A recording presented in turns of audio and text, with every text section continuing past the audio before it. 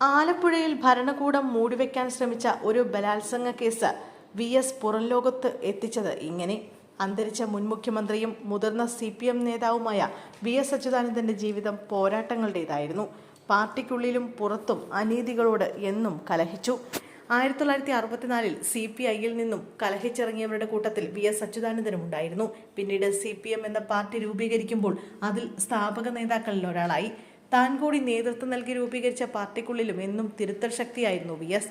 അഴിമതിക്കെതിരെ മാത്രമല്ല, കൃഷി, പരിസ്ഥിതി, സ്ത്രീ സുരക്ഷ തുടങ്ങി ഏത് വിഷയങ്ങളിലും വി.എസ്. എന്ന പോരാളി നീതിക്കായി പോരാടി. ആലപ്പുഴ നെഹ്റു ട്രോഫി വാർഡിൽ നിന്നായിരുന്നു വി.എസ്. സ്ത്രീ നീതിക്കായുള്ള പോരാട്ടങ്ങളുടെ തുടക്കം. ഭരണകൂടം മൂടിവെക്കാൻ ശ്രമിച്ച ഒരു ബലാത്സംഗ കേസ് പുറംലോകത്തെ അറിയിക്കുകയും ഇരയ്ക്കൊപ്പം ശക്തമായി നിലകൊള്ളുകയുമായിരുന്നു അന്ന് വി.എസ്. ചെയ്തത്. 1970 നവംബർ 2-നാണ് അതിക്രൂര അതിക്രമം നടന്നത്. പോലീസുകാർ പ്രതികളായ ബലാത്സംഗ കേസ്. നെഹ്റു ട്രോഫി വാർഡിൽ 4 കർഷക തൊഴിലാളി യുവതികളെ 8 പോലീസുകാർ ചേർന്നാണ് അന്ന് ബലാത്സംഗം ചെയ്തത്. പുലർച്ചെ 1 മണിയോടെ ടെലഗ്രാം വഴിയാണ് വി.എസ്. ഇക്കാര്യം അറിഞ്ഞത്. എന്നാൽ നേരം വെളുക്കാൻ അദ്ദേഹം കാത്തുനിൽക്കാതെ ഉടൻ തന്നെ തിരുവനന്തപുരത്ത് നിന്നും ആലപ്പുഴയിലേക്ക് പുറപ്പെട്ട വി.എസ്. ഇരുചെറിയറിയാതെ ഭരണകൂടം ഒതുക്കി തീർക്കാൻ ശ്രമിച്ച കേസ് ഇരട്ടി വെളുക്കുന്നതിന് മുമ്പ് കേരള ജനതയ്ക്ക് മുന്നിലെത്തിക്കുകയായിരുന്നു. സംഭവ സ്ഥലത്തെത്തി ഇരകളായ സ്ത്രീകളോട് നേരിട്ട് വിവരങ്ങൾ ചോദിച്ചറിഞ്ഞു. തുടർന്ന് നിയമസഭാ സമ്മേളനത്തിൽ പങ്കെടുക്കാൻ തിരുവനന്തപുരത്തേക്ക് മടങ്ങി.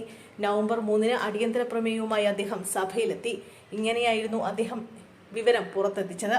ഇന്നലെ രാത്രി ഏതാണ്ട് 1 മണിയോടുകൂടി കിട്ടിയ ടെലഗ്രാം അനുസരിച്ച് ഞാൻ ആലപ്പുഴയിൽ പോയി നേരിട്ട് അന്വേഷിച്ചപ്പോൾ എനിക്ക് കിട്ടിയ വിവരങ്ങൾ പറയുകയാണ്. വി.എസ്. പറഞ്ഞത് സഭ ഞെട്ടലോടെയാണ് കേട്ടത്.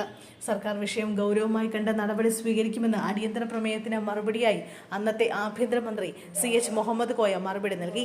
ഒടുവിൽ 8 പോലീസുകാരുടെയും പേരിൽ കേസെടുക്കുകയും ചെയ്തു. വി.എസ്. അച്യുതാനന്ദന്റെ സ്ത്രീപക്ഷ നിലപാടുകളും എന്നും ചർച്ചയായിരുന്നു. ഒട്ടുമിക്കപ്പോഴും സമത്വത്തിനു വേണ്ടി വാദിക്കുകയും ചൂഷണത്തിനെതിരെ വാളെടുക്കുകയും ചെയ്ത കാവൽ പോരാളിയായിരുന്നു വി.എസ്.